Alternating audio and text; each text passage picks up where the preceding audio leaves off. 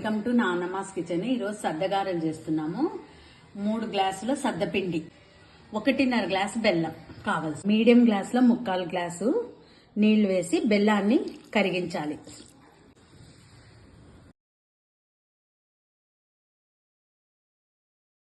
బెల్లం కరిగింది, పిండిలో వేసి కలపాలి.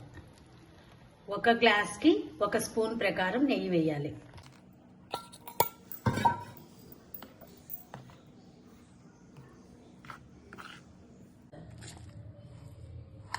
పిండిని ఇలా కలుపుకొని ఉండలు చేసి ఉంచుకోవాలి. తర్వాత ఇలా లైట్గా ప్రెస్ చేయాలి. కొంచెం మందంగానే ఉండాలి.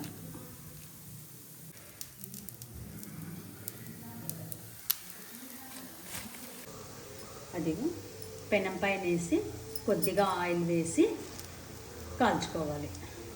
సద్దగార రెడీ అయింది. దీన్ని నెయ్యి కాంబినేషన్తో తినాలా. ఇది వేడి చేసింది కాబట్టి నెయ్యి తింటే కొద్దిగా చలువ అవుతుందని పెద్దవాళ్ళు చెప్తారు. సద్దగార రెడీ అయింది. Thank you. Please like and subscribe.